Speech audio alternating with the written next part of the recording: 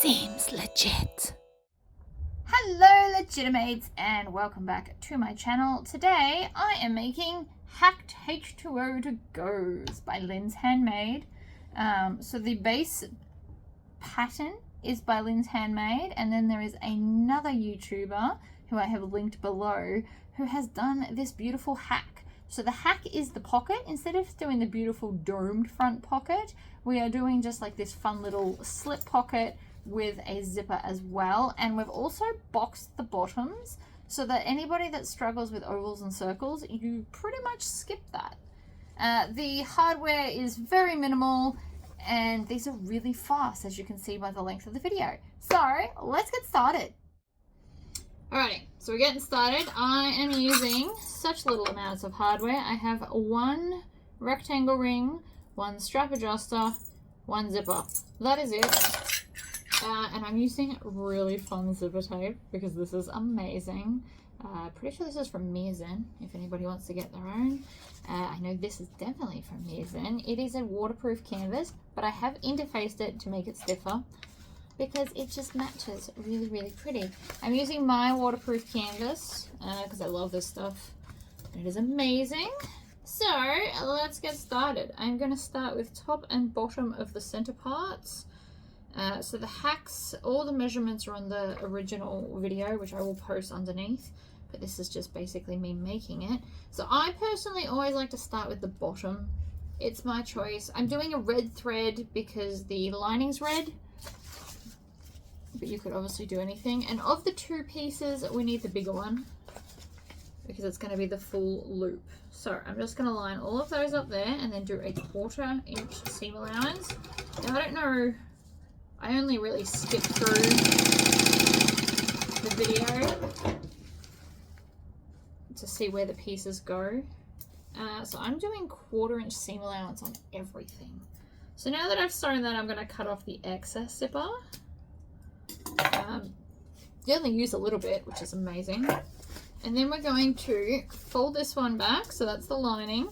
And then I want to flip it over and fold these back to back and then top stitch along both of the pieces.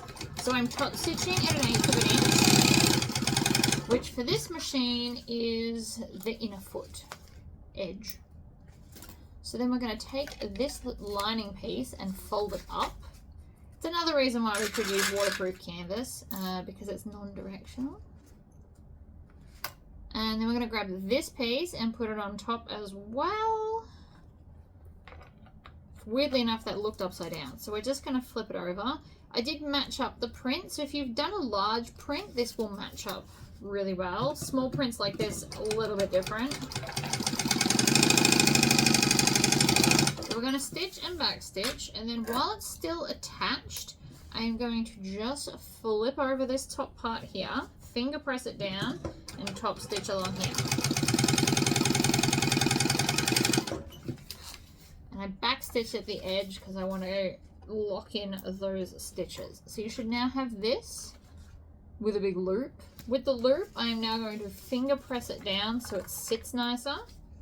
And then we're going to install our zipper. So we're going to put our hand through the loop, crack the zip just a little bit. I always crack it on the right because I like my zippers closing to the left. But you can do it the other way if that's more your jam. And I'm going to put it right in the middle, like so. Then we're going to take our back piece and line that up against the top edge. And again, 1/4 inch seam allowance. Now, for whatever reason, my bottom doesn't line up, but that's okay. I'm going to finger press that over, pinch it, top stitch it.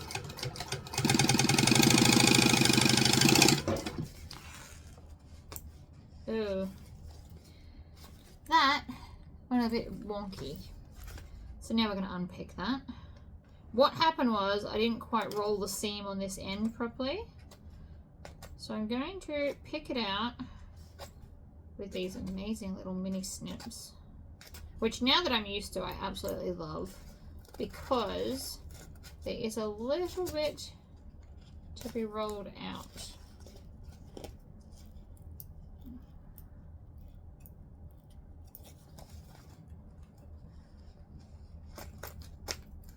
If you pull on the thread, sometimes it will just come out for you.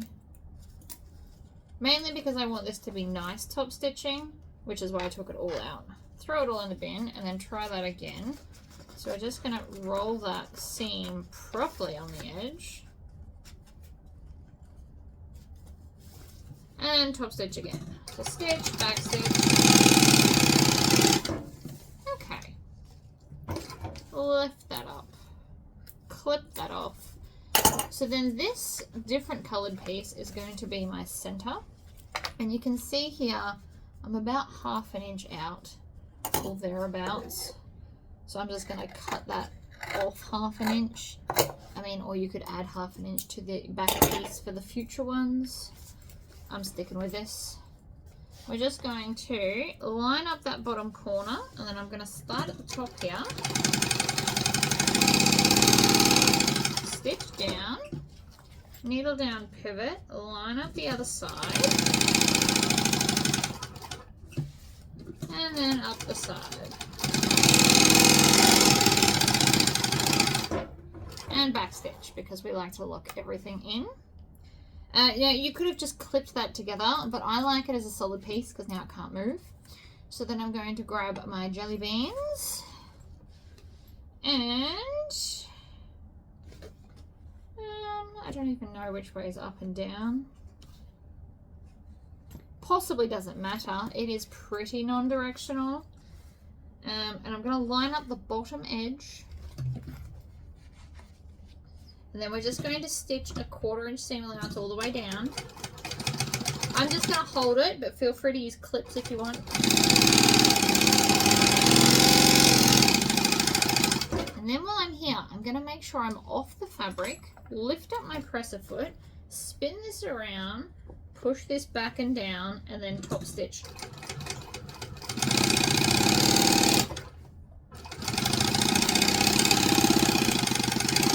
And back stitch. Lift it up, pull it out,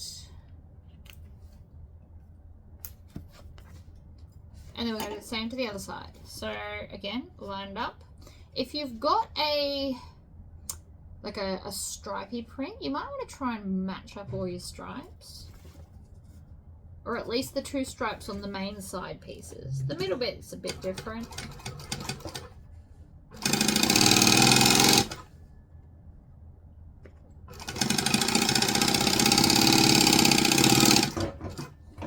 So again, we're just going to swivel it all the way around, fold it back, press it down, move that so I don't knock it all on the floor.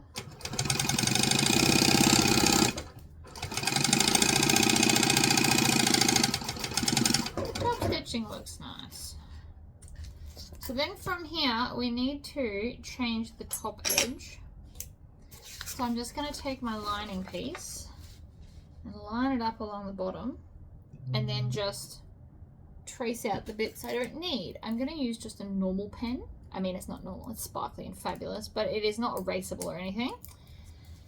And I'm just going to follow the guide.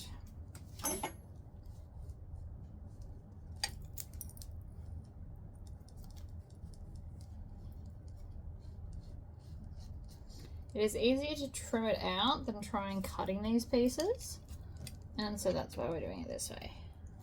But the choice is yours.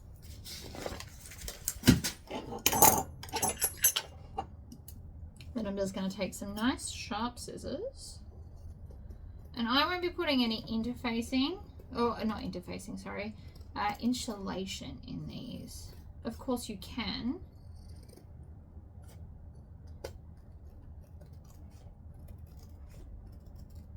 We just want to cut this out nice and precisely. We're not necessarily in a hurry. We want to do it well.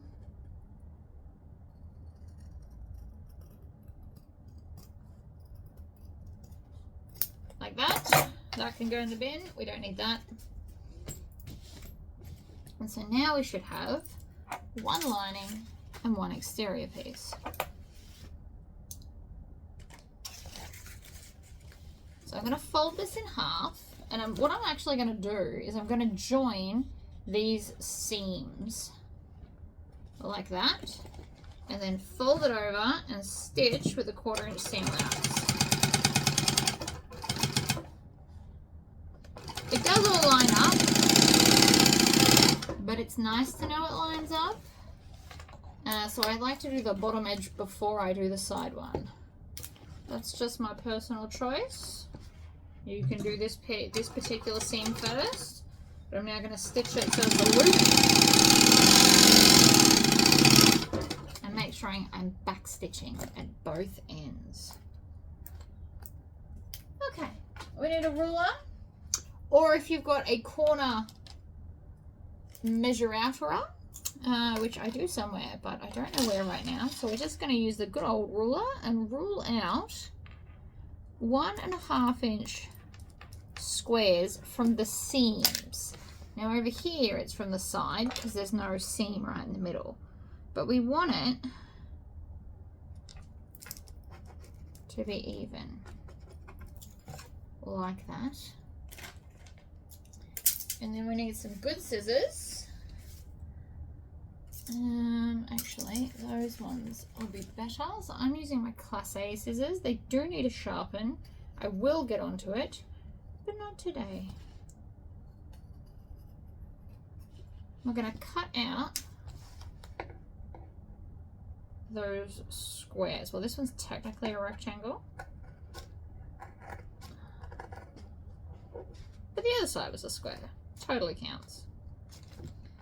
Okay, and then across. Now this seam here is quite thick, so just be careful with your hands.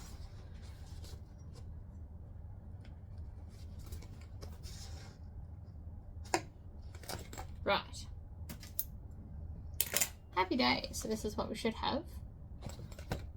And now, before I go any further, I'm going to re-stitch this line, mainly because I want to backstitch at both the bits and this side one, so it doesn't start coming undone on me. It's exactly what we don't need, is this coming undone. So backstitching over those cut marks. You could also clip it all together, mark it, and then make sure that you backstitch there instead. Both options are fine. So we are going to now pull that out so that it's flat, and again stitch a 1/4 inch seam. I am just sticking to 1/4 inch all the way around. I'm not sure if that's what the instructions say. I'm not going to lie to you, no idea. Did not pay that much attention, but you know what, it still works out, and that's all that really matters. Line up this seam with this seam here, and then again you should get a nice straight edge. Feel free to clip it. If you're feeling more advanced like I am today, you don't have to clip it.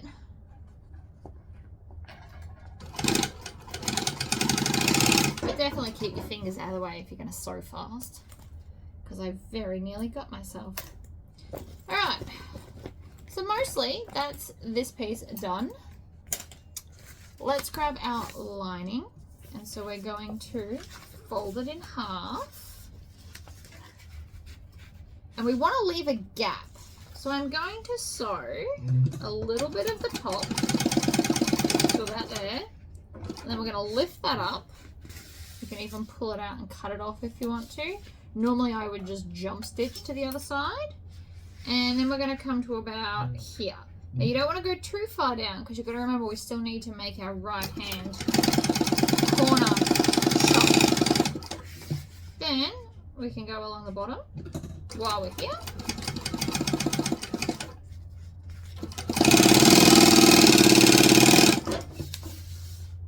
Like so. Now if you want to, you can come and finger press this part of the seam so it's easier to turn through later. You could also iron this if you've used a different fabric that doesn't finger press well. This is not a necessary step, but it will make your life easier later. So, personal preference. And then again, we're going to do a 1.5 inch cutout from the seams, not the edge. Same here.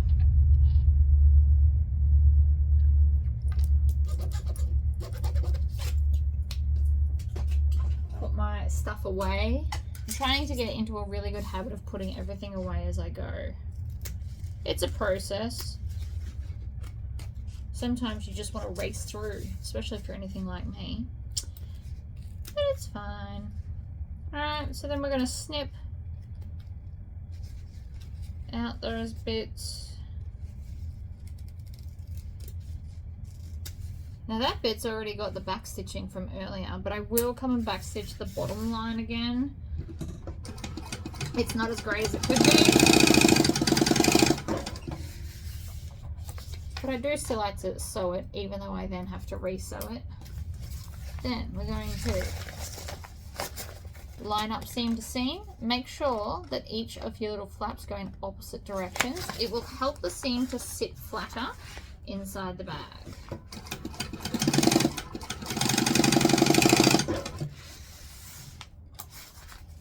And trim. And then flip, and we're going to do this side as well. This time we want to make sure this seam is lying the same way.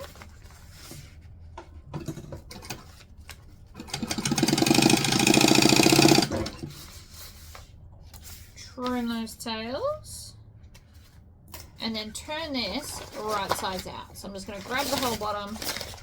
It doesn't have to be turned through. We don't really care about the bottom, but you can of course push it out if you want to just check to make sure that it looks nice. But you don't really need to push out the bottom because it's just mainly about this top bit. This is the strapping that I have. I actually bought this from Bunnings, which was convenient because I like things like that are close. So I'm going to measure 29 and then 25. Because this is just how I measure it when I'm sitting here. And we're going to chop it. I've also got my handy dandy lighter here. You want to run it through the bottom part or the blue part of the flame. If you run it through the red, it tends to discolor quicker. So just a useful tip if you are into the melting of things.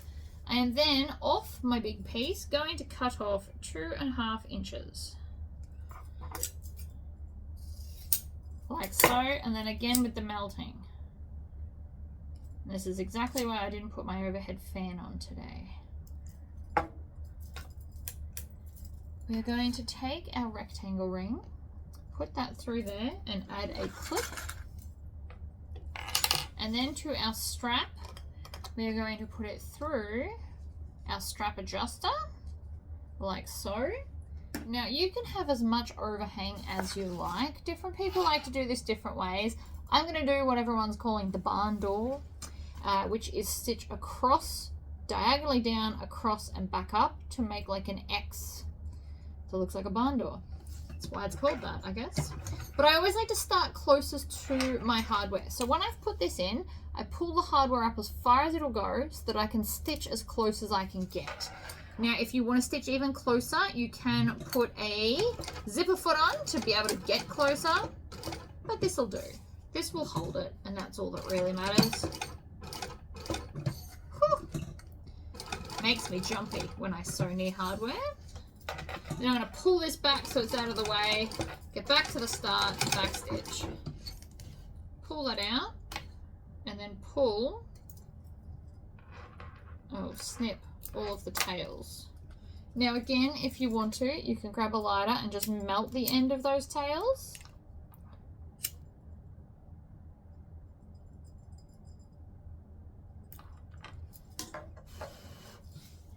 And then I also managed to snap my thread. It's happening a lot lately.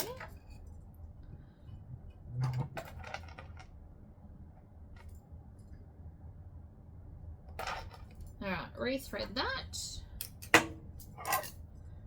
So now we're going to take our exterior and we're going to, it doesn't really matter which way, but which way have I been doing?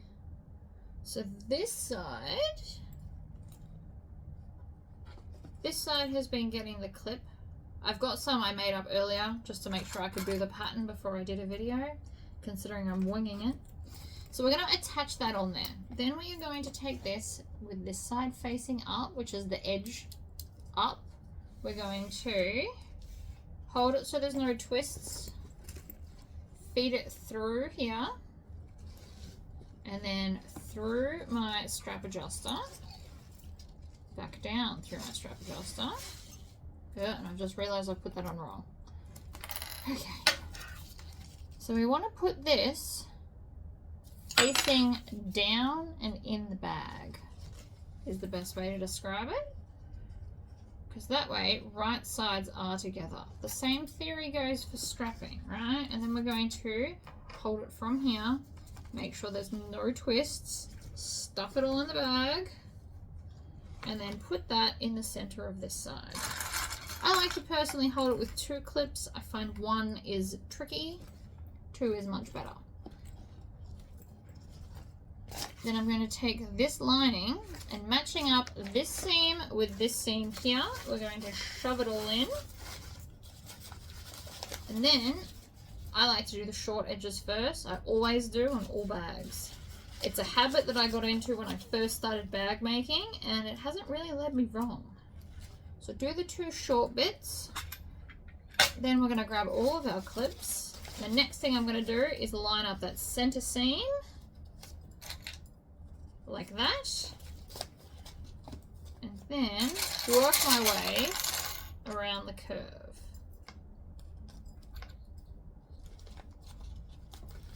And then the other side. One more. So that's half. Then I'm going to come and do the other side. So you do it however makes you comfortable. I like a bit of chaos. It's just how I live my life, apparently. As many clips as you feel comfortable. You could just do 4 clips if that's all you feel comfortable with. Now, I always like to start at this top corner here, where my rectangle ring is apparently always where I've started for the last 2. So we're going to do that again. We're going to stitch and backstitch. Then we are going to needle up, pivot round. We're going to go slowly so that we don't hit that hardware in there. Because I only did a 2.5 inch piece, it's much closer than if you were to do 3 inches. Obviously, that's how maths works. But it also means that you are more likely to accidentally hit it because it is so close to the stitch area. So just keep that in mind while you're stitching. Pivot, across the top. Second side is always easier because there's less clips in the way for this.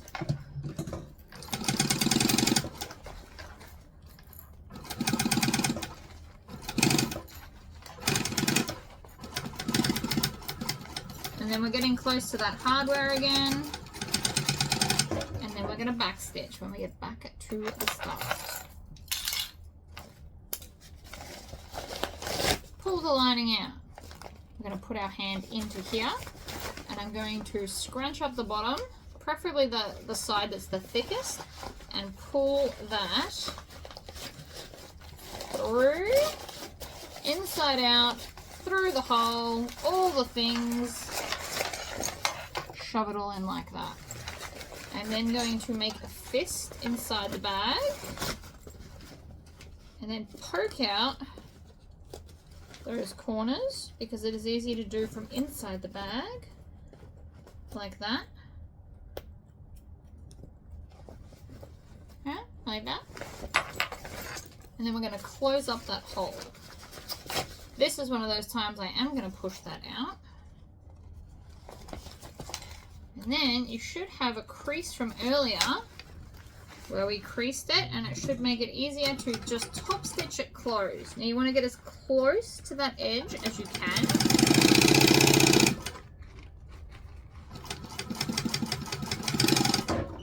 Like so. Pull it out, trim that tail. Trim these tails. Basically now trim all the tails that you can see. And then we've just got to do the final top stitch. Now that is easy as done if we turn the whole thing inside out. However, that's not how I have been doing it. I've been doing it from the other way. So we're going to do it from the other way. We're just going to roll that seam onto the edge. Oh, it's so cute. But a final top stitch will make it look better.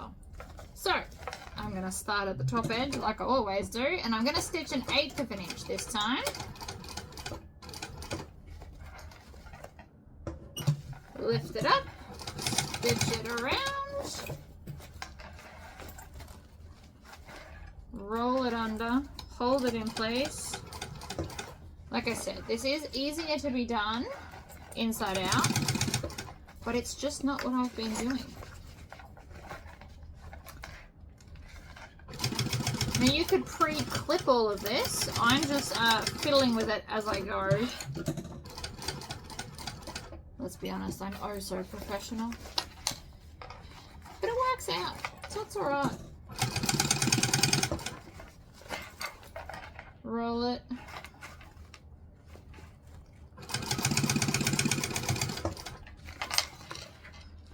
Roll it. Stitch it. Roll it. Stitch it. Pull it out. Trim off all those tails. And she is done.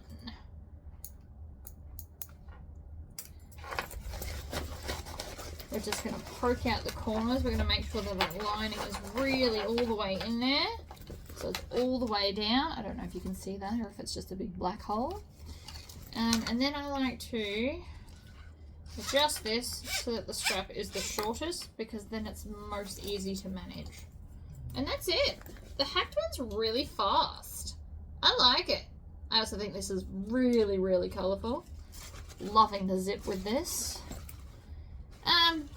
But yeah, I will put the link to the video that has all of the measurements because these are not my measurements and we all know I don't give out measurements, but where I got this idea from does, so I will link you to that video and I will have them all for you. Mine is just more about sewing it up than cutting it out. But thank you for popping in. Please like the video and I will see you all in the next video.